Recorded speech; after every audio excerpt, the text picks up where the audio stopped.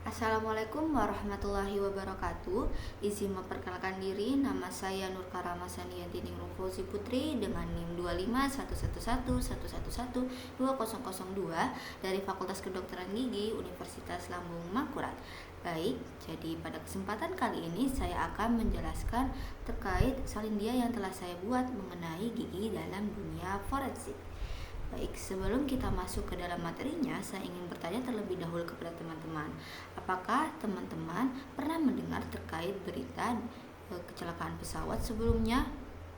Tentunya teman-teman pernah mendengar terkait kecelakaan pesawat sebelumnya. Dan apakah teman-teman setuju bahwa gigi dapat digunakan sebagai bukti di dalam pengadilan? Maupun gigi bisa digunakan sebagai bukti untuk mengidentifikasi jenazah dari korban kecelakaan pesawat. Tentunya jawabannya itu adalah benar ya teman-teman, bahwa gigi bisa digunakan sebagai bukti untuk mengidentifikasi korban di kecelakaan pesawat. Mengapa? Karena gigi memiliki lapisan yang sangat kuat seperti enamel yang bahkan lebih kuat daripada tulang. Namun karena gigi tidak memiliki jaringan hidup, maka dia tidak bisa beregenerasi seperti tulang. Baik, kita akan lanjutkan ke dalam materinya. Materi yang pertama, apa itu odontologi forensik? Jadi, odontologi forensik merupakan hasil penting dari ilmu kedokteran gigi yang biasanya bisa kita gunakan untuk membuktikan keadilan di pengadilan.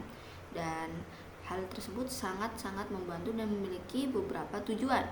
Kita lanjut, untuk tujuan odontologi forensik sendiri itu sangatlah banyak, namun saya akan sebutkan 3. Yang pertama, untuk mengestimasi usia korban yang hidup maupun meninggal. Yang kedua, untuk membantu identifikasi korban di dalam bencana massal. Dan yang ketiga, tentunya odontologi forensik berguna untuk melakukan atau memberikan bukti untuk mengidentifikasi korban maupun korban yang sudah hidup maupun meninggal di pengadilan. Baik, kita lanjutkan. Untuk sejarah dari odontologi forensik sendiri, jadi untuk odontologi forensik dia sudah berkembang dari sejak masa Roma kuno sampai hingga abad ke-21. Dan untuk salah satu tokohnya yaitu adalah Bapak Dr. Oscar Amoedo, di mana beliau berkontribusi dalam mengidentifikasi korban di bencana atau kecelakaan kebakaran di Paris. Selanjutnya kita akan membahas terkait parameter perbandingan yang kita gunakan untuk mengidentifikasi korban. Yang pertama ada gigi, yang kedua ada alat prostetik, contohnya itu seperti implan gigi. Lalu ada yang ketiga ada restorasi seperti tambalan, seperti itu. Karena untuk beberapa orang rekam medisnya itu berbeda-beda. Dan yang keempat itu ada morfologi dari giginya, seperti ukuran, jumlah, seperti itu. Kita lanjutkan. Untuk materi selanjutnya adalah ruang lingkup. Untuk ruang lingkup sendiri saya akan sebutkan 3, yaitu untuk perdata, lalu untuk pidana, contohnya seperti kasus pemerkosaan ataupun pembunuhan. Lanjut, ruang lingkupnya ada penelitian, di mana di penelitian ini bisa kita gunakan untuk bahan belajar. Lanjut, untuk dari tahapan odontologi forensik sendiri, yang pertama kita akan melakukan penanganan di lokasi kejadian, kemudian kita akan melakukan pemeriksaan jenazah atau postmortem.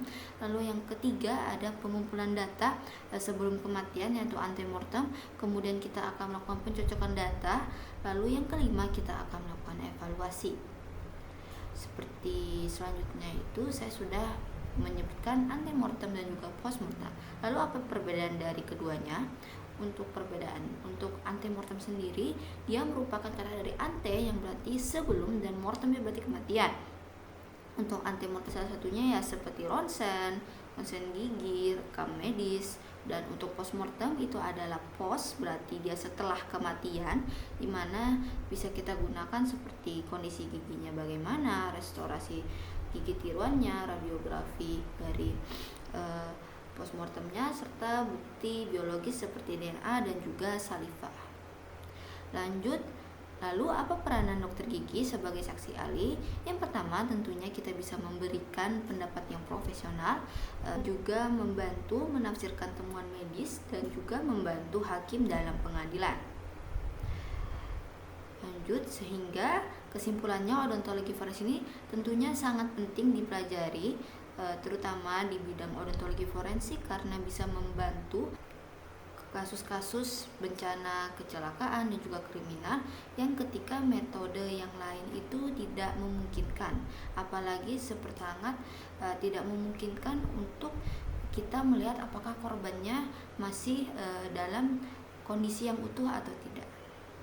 Untuk daftar pustakanya yang saya gunakan, dan terima kasih, dan saya mohon maaf bila ada kekurangan kata atau kesalahan kata dalam presentasi kali ini.